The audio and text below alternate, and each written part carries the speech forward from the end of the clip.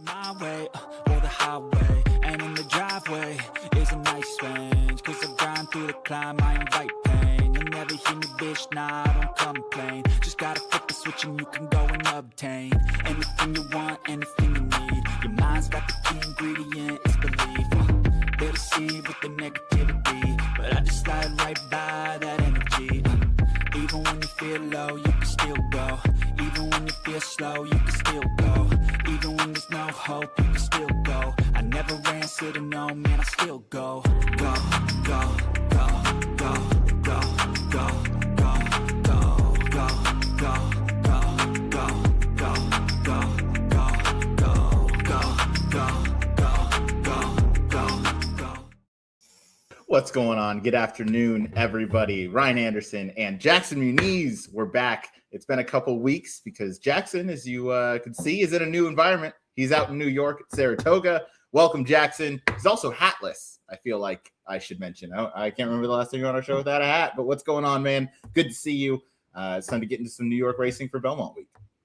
Yeah, that doesn't happen too often, going hatless. It's probably been several months, so yeah. I don't know. I had to get ready for work today, so I figured might as well just go all the way with it.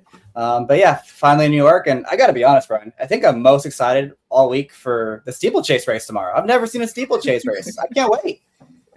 I think it's like 4 laps. It's going to be great. Kicks things off. It's something like 4 laps, and they're going to be going over some hurdles. I was there for that last year. I'm happy you get to experience that this year. Someone who's experienced it on more than one occasion, but only a limited time at Saratoga, as the Belmont is not often there. Is our guest for the show as we go through the Woody Stevens, the Met Mile, and the Belmont. It's our friend Andy Serling. Andy, welcome back to the show. How are you doing? I'm good. How you guys doing? Always good. Always excited to have you on. Always excited for Belmont Stakes Week. Of course, I was out there last year. Tried to get Jackson to come out with me, but he was a year late. But now he's out there forever. Forever. We're actually locking him in the Clark Cottage where he is now. I don't think there are worse places in Saratoga. That'll really toughen you up. Yeah, I don't think locking him in there is even a punishment because he's 2 steps from being in the racetrack. He'd be in heaven up there. The horses stable right out in your backyard, right? Are there horses stable over there? You're right near the stakes barn too. Yeah, I think it's right there. I don't think there's any here yet, but pretty close. But we have 3 excellent Grade 1 races, all taking place on the dirt for Saturday, June 6th, Belmont Stakes Day. We're going to be going through the Woody Stevens, the Met Mile, and the Belmont Stakes. We're going to start with race number 10. That is going to be the Woody Stevens for 3-year-olds, going 7 furlongs on the main track. Let me switch that over here. Get our picks up on the screen. I'm going to go 6-2-8, Jackson 2-6-3, and Andy 6-2-7. Andy, we have to start the conversation with Pat Day Mile winner, Crude Velocity, who shows up here. All 3 of us respect this horse a lot. You and me taking this horse on top. That last race was ultra impressive. Kind of gave the field a bit of a head start, as he's done in a couple of his races, but it didn't matter. Well, he's obviously an enormously talented horse. I mean, there's an argument he's the most talented 3-year-old in the country. It's an argument he might be one of those talented horses, period. You mentioned him not getting out of the gate, and that's been a problem for him in every one of his races. And I think it's potentially a bigger problem for him in here than it's ever been, because Jose Ortiz, who's riding Englishman, is breaking right outside of him. And if you don't think Jose Ortiz is well aware, as probably all the other riders are, that he has propensity to get left. And I thought that Flo did an incredible job last time when he broke slow of forcing him into the race immediately, because you can get in a lot of trouble with that. And I don't know how many people really watched the start of the Woody Stevens when Drain the Clock beat Jackie's Warrior and Jose Ortiz was riding Drain the Clock. He shut Jackie's Warrior off right after the start, after Jackie's Warrior didn't break that sharply. I even would argue I was surprised there wasn't an inquiry into it because it's pretty severe. On the other hand, riders need to take advantage of anything that's at their disposal. And Jose will be sitting there waiting and thinking, if this guy does not break sharply, I am coming over hard to the left. And he better break well in here, because I think otherwise Jose will find a way to sort of shut him off. And I'm not sure I blame him, to be honest. He's trying to win the race. So he better break in here, because if he doesn't, he could find himself in trouble. He still might be good enough to overcome it. Jackson, he has overcome some, issues getting out of the gate quickly. You think, though, that another off-the-pace horse is going to end up on top, and that's the number 2 Obliteration for you, and you picked Crude Velocity in second.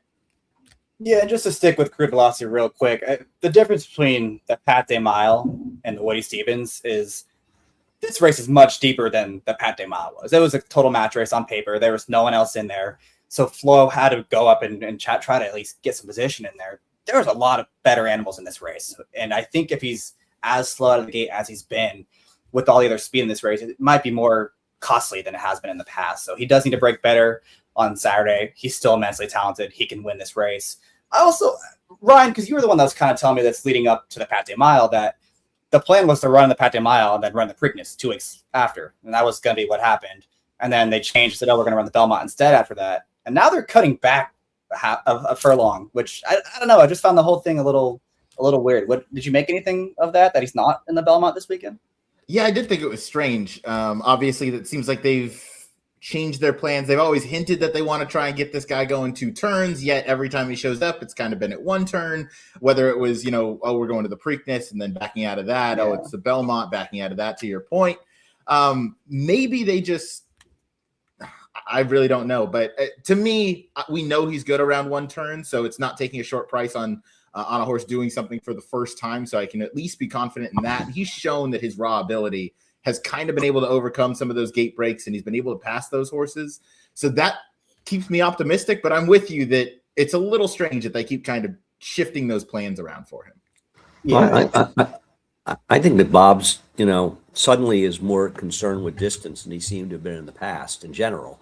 Why he's not running Explorer in the Acorn is beyond me, and apparently is something about not wanting to go 9 furlongs. She would have been the absolute lone speed in that race and been extremely hard to beat. But now he seems to be caring more about distance. I think a Bo Liam at 10 furlongs is a real concern. And I wonder if Crude Velocity is that kind of horse to go longer. But I guess his plan is sort of use this and then go to the Haskell, which makes more sense rather than cutting back a furlong or half a furlong. I don't care. He's so good. But he's got to, those gate issues are going to get him beat one of these days. And it could be Saturday. Would you think, before we move on to Obliteration and get Jackson's point there, would you think for Crude Velocity, when he does stretch out around 2 turns, wouldn't the gate issue kind of be mitigated then because of the longer distance, or do you still think it could cause problems? That's a fair point. I mean, I guess it's a very fair point. We'll see. It's a very reasonable point. Sometimes, getting left a little bit isn't that big a deal. Depends where you want to be. Sometimes breaking really sharply is a detriment. I always felt Practical Joke would have won the Haskell if he hadn't broken as sharply as he did, because he broke so sharply. I think Javier was probably riding. Maybe Joel was riding him. I think maybe Joel rode him at that point. He sort of forced him to be in front. So I don't know. We'll see. He's good though, man. He is really good. He is. He's very talented. Jackson, a horse with a lot more on his resume at this point, after a nice second in the Saudi Derby, came back and romped in the Chick Lang as your top pick, Obliteration. Yeah, he's certainly seasoned. It's kind of nice to see a 3-year-old making his 10th career start in June at this point of the year. So that's kind of cool. But he's done very little wrong all 3 races this year. He was good at Oaklawn, beating very little, but he did it the right way. Saudi Derby race was good. He got the best of the other speeds in that race, and they did kind of stagger home. So I don't know if I loved that, but it was going a mile. Got caught by a deep closer, and then last time the Chick Lang, he just buried those horses. And I think if he's able to replicate that race, I think 7 furlongs won't be a problem. He's got tactical speed, but doesn't need the lead, which could be beneficial in this race with the likes of Taj Mahal and 6 Speed and Englishman. All those horses are going to be contesting his pace. I think it's going to heat up a lot, and he's got to get the first jump on Crude Velocity, I would think, and he's going to be a much better price. So I'll take him at 8-1 in this race. I certainly don't hate it. We'll go towards the outside. Andy, you have Englishman in third. What are your thoughts on the 2 horses as well to the outside is in terms of the pace? Obviously, Englishman, lightning quick. Do you think Taj Mahal on the cutback has a chance to run early with him? No, I don't think anybody can run with Englishman. I think he's too fast for these horses early. I mean, they have speed, but I'm suspect of how close to him they can be or want to be honest, because he's fast. And I don't discount I agree with you on Obliteration. I think he's terrific, and I don't have the argument. The other thing is, if you take a look at Obliteration, just cross out his 3 turf races, and suddenly he looks a lot even better in a way that he is. You know what I mean? But Englishman's good, and I don't want to discount him 7 furlongs. And, he shuts off Crude Velocity, and Crude Velocity finds himself in trouble, and he finds himself in front. I think he's going to be dangerous. But I found some stats on Taj Mahal. I don't know how much you guys looked up with Brittany Russell. She's 45 for 123 turning back in the dirt over the last 5 years with a 265 ROI, 37%. That's crazy, right? I mean, crazy. Though it is a stat that you will find with some trainers to be exceptional, a lot like Maiden Special, Maiden Claimer. In graded stakes for us, where she's 3 for 6 with 4 hitting the board, including a 17-1 shot, creating a big ROI of 950 when she won the Carter with Doppelganger. So, I think the turn back is interesting, and I like the move. I'm just not sure he's good enough, Mm-hmm. I agree. I think Taj Mahal's a bit of a fuzzy in here, Jackson. I'm not quite sure where to expect him throughout here, and I'm also not quite sure where his ceiling is in terms of ability. Yeah, well, with him having the outside draw, he's got plenty of options. It's not like he needs to come out of the gates, get a flyer out of the gate. And he's also passed horses before. I mean, this is a horse that closed from dead last in his debut, going 6 furlongs. He's obviously the Preakness was kind of a stinker, but the race 2 back, the race 3 back, I mean, those he's got to get faster, obviously, but he's not completely out of this thing. He's going to be quite the trivia question of who is the favorite in the 2026 Preakness, right? Yeah. It's like I got a great trivia question, which you guys won't know because you're too young, of who the favorite was in the 1990 Breeders' Cup Classic, which Unbridled won. For people wondering, it was Rhythm. I don't think most people would get it, and I don't think in 20 years people are going to remember that Taj Mahal was favorite in the Preakness. I don't think so either. That's a good trivia question to stash away for later. One of the last ones we'll talk about, I'll touch on real quickly, the number 8, Civil Liberty, who's definitely taken a step forward now in his 3-year-old season, was scratched out of the Breeders' Cup after being entered in there, was one of those early defections after he got loose and ran around in the paddock one morning. So he obviously has come back much better.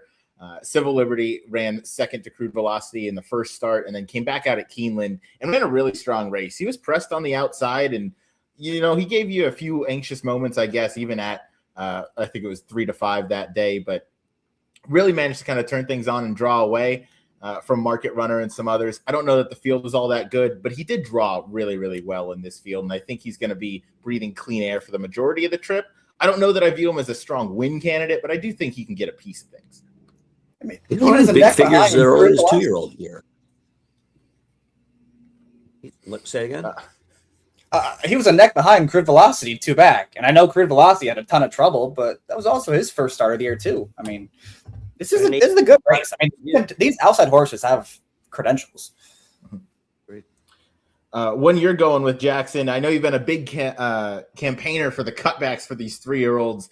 6-Speed appears at the top of that list as you have this horse in third. No, he's not the top of the list. The top of the list is 7, but this horse is up there too. It's just a total speedball, and I wonder. I don't know. I wonder if Englishman isn't as aggressive early on, maybe a little bit. My problem with Englishman, and I texted Brian this. I said, this horse had a 4-length head start on Crude Velocity and still lost by 4 lengths. And I know cut back to 7 furlongs might do him some good, but I don't think it's enough to close the gap that much. So I can't take him at 3-1. 6-Speed at least is cutting back to 7 furlongs. His last 2 races were way too far for him, and maybe getting back to 7 furlongs is what he needs to do. Yeah, hey, I respect the pick. 10-1. I could see that horse drifting up a good bit as well. Wrapping up the Woody Stevens, I'm going 6-8. Jackson going 2-6-3. Andy going 6-7. Moving on, race number 11. It is the Met Mile. It's one of the best races, in my opinion, of the Belmont Racing Festival because you have all the big hitters in here. I'm going 7-1-3. Jackson 1-7-3. Andy going 1-7-6. Jackson, we're going to keep it with you, and we're going to stick on the rail. Nisos drew here. Bob Baffert, Flavian Pratt, one of the best horses in training after running second to Forever Young back in Saudi. Yeah, he is, and I've been trying to make heads and tails of this pace scenario all day long, and I just cannot figure it out. I could see 3 or 4 different horses on the lead here. I have no idea what's going to happen, but I do know the Nisos, I believe, is the most talented horse in this race. And if he runs back the Saudi Cup, he's going to win. I mean, that was just a monster performance where you can make the case that he probably ran just as well as Forever Young when he got just a dream run up the rail. Nisos had to go 3 wide and was closer to that pace. he can go to the front. He can sit just behind him. I think if he shows up, he's probably going to win, and it's going to make 9 to 5 look pretty good. But this is a good group. I mean, there are another race where you can make some cases for some outsiders. Yeah, you certainly can. Go ahead, Andy. I was going to say the thing about Nisos is, you look at his record, right? He gets beaten in neck off a 15-month layoff against Mindframe, who got a great setup that day, and he was there he beat Bookham Dano, maybe run the best race of anyone, but still. And then he lost to Forever Young, as you say, where he didn't even run any worse than him. I mean, it's a serious horse, but it's a tough race. Yeah. Facing Flavian got to push a little bit and keep him close. I know the pace projector has him in 5th. I'm not buying it. I think he's going to be closer because I don't think there's a lot of pace in here. And let's talk about the pace scenario real quick. I think a key to the pace in here is Knightsbridge. If Knightsbridge was mine, I would just be going. I would just put him in front because he's faster than these horses early. Maybe Saudi Crown goes, but he could be faster than Saudi Crown. And certainly right on top of it. But I have a weird feeling that they're going to be a little gun shy after last time and not be as aggressive with him. And this, to me, is not the time to not be aggressive with Knightsbridge. I also wonder if Knightsbridge was a little over-raced down at Gulfstream in the winter. Because I don't think he had the run of the race. He certainly wasn't beating the Japanese horse last time. But if you like him, you must be unloading on Imagination in the True North earlier because he ran significantly better. And I have some concerns with Knightsbridge that he's taken a step back and he's not going to get back to his best races. Yeah, I've had the same kind of concern with him. He just didn't really look like himself at Churchill. And maybe your point of him being a little bit over-raced at Gulfstream is where that could come from. He's got a. No, he reminds me a little bit of Speaker's Corner, where he ran a lot in the winter and then kind of tailed off after that. Well, I mean, Speaker's Corner is a funny one, right? Because he ran against Flightline, and nobody's going to beat him. Yeah. And Flightline kind of busted him up, and then Bill. And listen, at least he ran him. And one thing about Bill, he's not afraid to run his horses, but he brought him back 3 weeks later against Life is Good. And when you get snapped by Flightline, Life is Good, Life is Good, in my opinion, does not get the credit he deserves. I thought his Breeders' Cup, when he took it to Flightline, was tremendous. He would have won that race if Flightline wasn't in there. He got snapped by 2 of the best horses we've seen in the last 25 years. And I think that just ended it for him.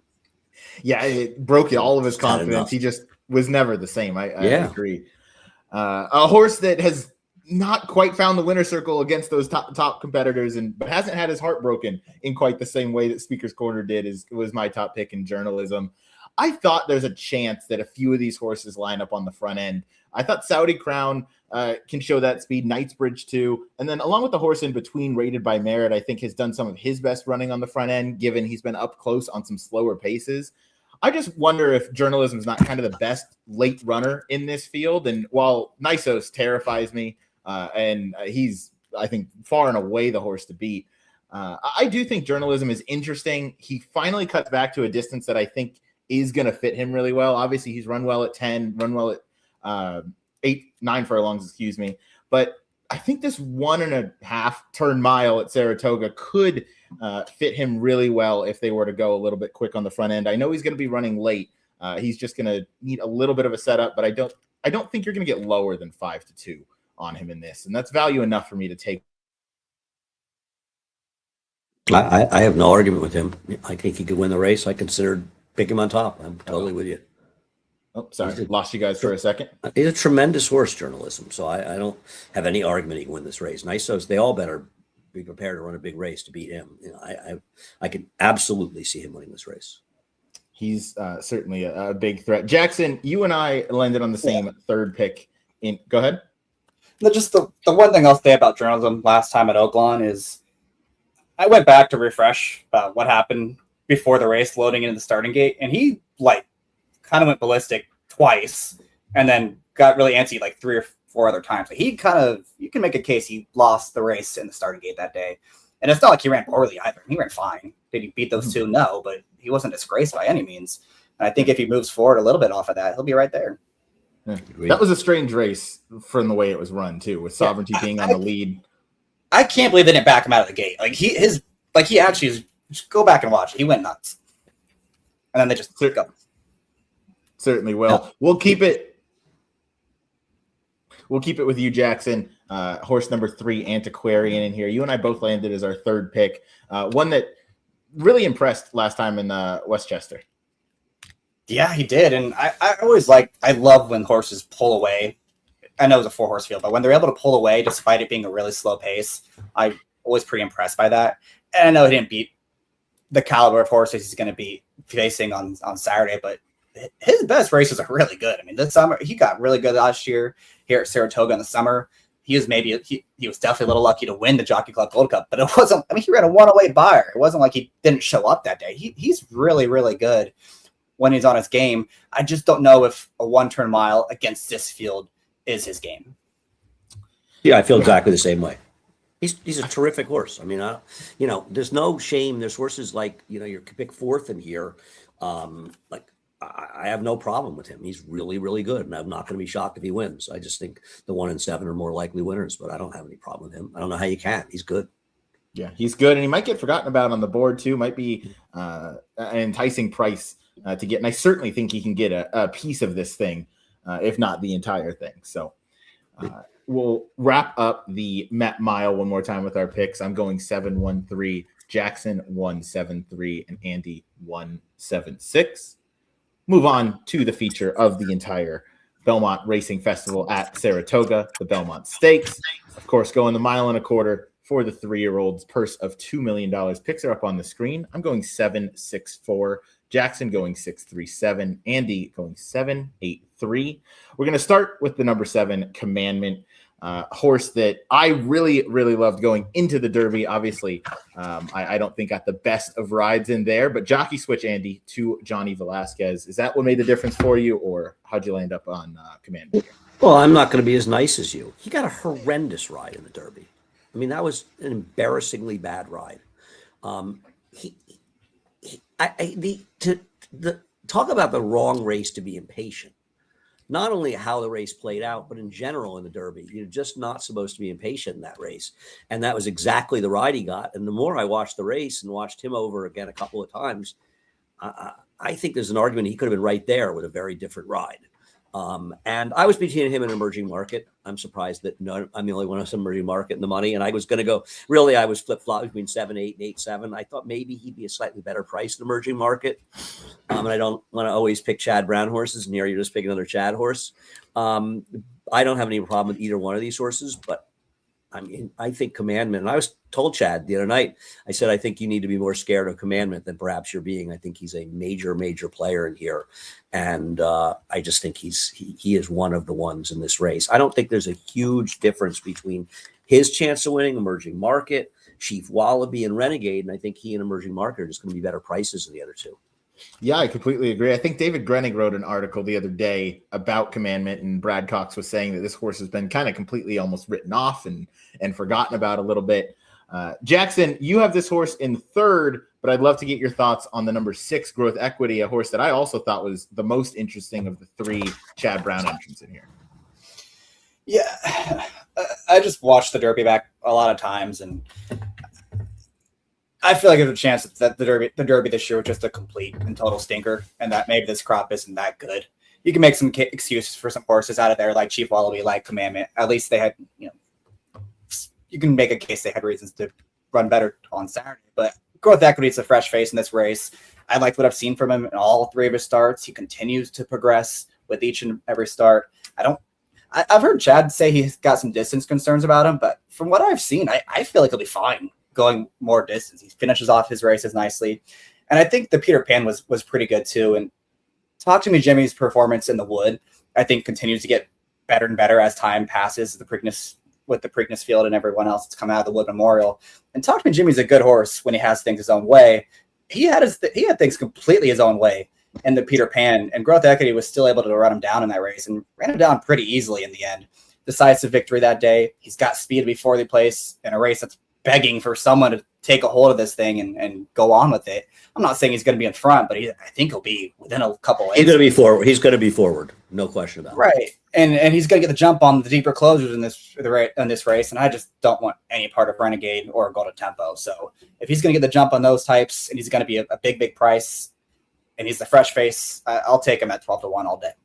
I think that's an interesting point you make about he is the only horse sort of you can take if you want to bet against the Derby horses. And I think that's a really interesting point about him. I think you're underestimating that Emerging Market ran very well for his third start. Flavien had him way too close to the pace. I hate to knock Flavien, but it was not his cleverest of trips. But I don't want them to decide, he was too close last time. We don't want to be that close because he should be that close in this race, because there's less pace. But I think that's an interesting point about growth equity. One I had not made, and I think it's a valid point. He gets better with distance. I don't know about the mile and quarter either, but every race he's gotten faster from a figure standpoint with every race, and each race is a furlong longer than the one before. It's kind of interesting progression you rarely really see. Right. I agree.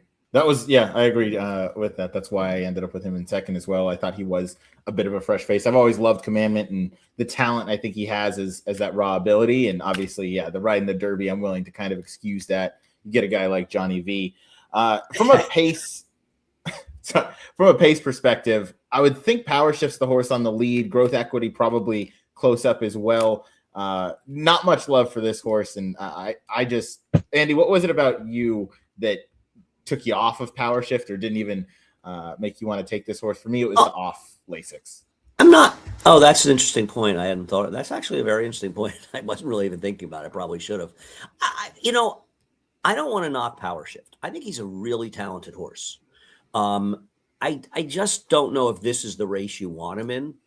I don't know how I can say I like Emerging Market as a main contender to win this race and then say, but Power Shift can't win because Emerging Market beat him 3/4 in his debut. He came back a little quickly and a little over his head in the next start, but there's nothing wrong with his race on Derby Day when he broke his maiden. I think there's kind of a little bit too much on the rush with this guy. And you could say that about Emerging Market as well, but he's got the races. He won his second start going a mile and 3/16. He ran an effective race in the Derby, given how the race was run. So I don't like that about Power Shift, but if somebody said to me, I'm going to bet him at 15-1 or whatever he's going to be in this race, I wouldn't talk them off him, right? I mean, it's the same thing you just said about Growth Equity. I don't want horses from the Derby, so why not throw him in there? I just didn't think he was good enough, but he'll be at least a price. Whereas I think that first of all, I think Chief Wallaby should be favored. I'm not sure he's not the likeliest winner in an odd way. I just don't know for sure he's a real mile and a quarter horse, but there's nothing wrong with the race he ran last time either. He's a huge player here, and I'd rather bet him at a bigger price than Renegade. I don't understand why Renegade is the favorite here. I don't understand why he has this huge bandwagon.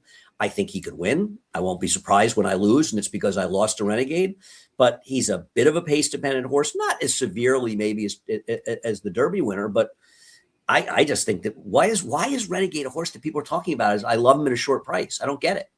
What are his PPs that inspire you to want to take $6 in this race? Well, I feel like I'm missing something. I'm not entirely sure. I don't love him as a bet in this race. I know I picked him in third. That's just because from what I've seen in his races, he does have a really nice, closing kick on the dirt. And I think he's just the best horse from well off the pace. And I do think that he's good enough just from a raw talent ability, even though this isn't going to set up the way the Derby did. I still think he's able to, outfinish all but probably two of these horses in this field. So I picked him in third because I think he's the best, one of the best based on raw talent, even though the race doesn't necessarily set up for him. Ryan, how did he lose the Derby? That race was handed to him on a silver platter. You had to run down Oselli at 75-1, who had no chance being in that race. The fact that Oselli ran as well as he did, he had to run down Oselli and hold off Golden Tempo, who was 30-1. And who knows what Golden Tempo is going to do? Who had to alter in the mid-stretch, too. Right. I mean, it's not as though Golden Tempo had this, not that he didn't have a good trip, but he had this alter course in the stretch, and he still outgamed him the wire. I agree. I mean, isn't there a fair argument a little bit with Renegade that he's not necessarily getting better with more distance? Mm-hmm. I certainly think so. Lengths last time. I'm sorry, he should have. Yeah, I don't understand how you take Renegade at 2-1 when Golden Tempo is sitting right there at 9-2. I'd rather bet Golden Tempo at that price. That's fair. Again, I'm not betting either of them. I picked Renegade in third because I thought he was the one that was going to pick them up, and the one that at least has the more reliable resume. Golden Tempo maybe is going to end up with a higher ceiling, but Renegade was in front of Golden Tempo. Golden Tempo got an even, I guess, better setup if you want to go that way. And just managed to, had the last move be the winning move in the Derby. But Jackson, I'll stick it with you, or I'll stick with you, Chief Wallaby, who you take in second here. I know we talked briefly about him, but please continue on. Yeah, I'm in the same camp as Andy. I think he's the horse to beat, and I wish they'd come out and say if they're going to be aggressive with this horse, because if he's sitting second or third going in the first turn, I mean, he's just going to be so dangerous. And he does have early speed. We saw it on his debut. He was within a length sprinting, and they just seem to have got away from that for whatever reason. He ran well in the Derby. He was a lot closer than some of the other horses in the race, and he stayed on pretty well. I think the trouble people were talking about in the stretch is pretty overrated. I think if he was good enough, he would have gone through and been right there. But it's not like he ran poorly in that race at all. He ran perfectly fine. And if he's closer to the pace, that's going to be much more tepid than it was last time out. He's really dangerous. I don't know if I want to bet him at that short of a price, but I do think he's the horse to beat. I agree with every single thing you said in there. And I think, people are saying he had trouble in the stretch. Junior made a decision, which I respect, and I think he made the right decision. He said, I'm not going to move a little too soon, and I'm not going to swing wide around the field. I'm sure knowing full well that he had the real potential to get in a little bit of traffic. He got a little bit of traffic. Well, big deal. He also saved ground and made a little bit, moved a little bit less quick early as some others, but he was also closer to the pace. He's a huge player in here. But I would say another thing about him. I'm still not 100% convinced he's getting better with distance. I'm still not sure he's a 1.25 mile type horse. Maybe I'm wrong. Maybe none of them are 1.25 mile type horses. Yeah, especially that race two back in the Florida Derby. I remember watching that race where he just seemed like he was in the best spot, and they swung him out, and he was just kind of idle. He was kind of flat. Didn't really go on with this. So maybe he doesn't want to go this far.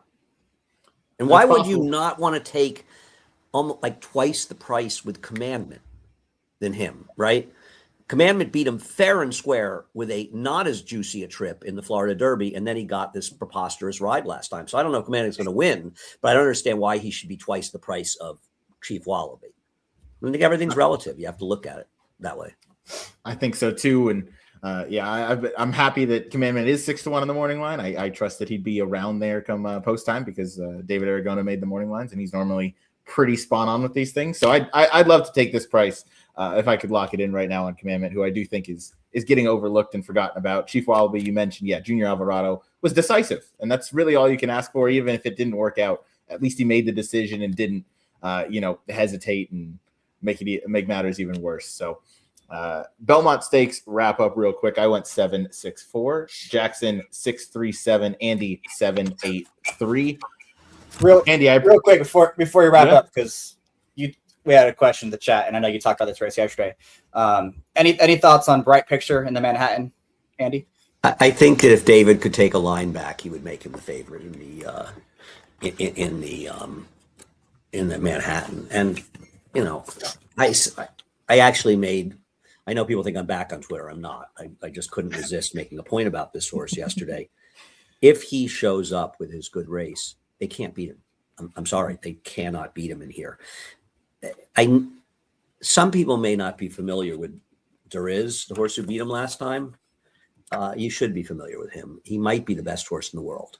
Some people are going to tell you it's Romantic Warrior, and maybe they're right, but that's how good he is. He's in that kind of conversation. I mean, this horse won the Arc. He smothered this field, and it's not just Duriz who beat him. The horses he's running against that are behind him in his other races, they're strong European Group 2 types. European Group 2 males, man, they're better than our Group 1s. And this, I don't think anybody, I'm not knocking Rhetorical, but Rhetorical had the cake of cakiest trips last time out. He's not getting the lead with Deterministic in this race. And I just think you're talking about a world-class horse. They're smart enough to get Pratt. Andre Fabre never comes to America. He's run one horse in the last 5 years. He's literally might be the best trainer in the world. And I mean, I don't understand what is the chink in this horse's armor. His recent races are fabulous. He runs any of his last 3 races. I will be very surprised if he does not win this race. Yeah, me as well. I hope he does show up because if he does, I'm with you. We talked about this yesterday. He has really kept the best company. Last time, you mentioned he lost to Dairies. The horse he finished in front of, Adventura, came right back to win in convincing fashion. Group 2. Yep. Right. That horse won the Prix Vermeil. And I almost wonder if the connections are smartly bringing him here because they don't want to run against Duriz in the Prince of Wales at Ascot, right?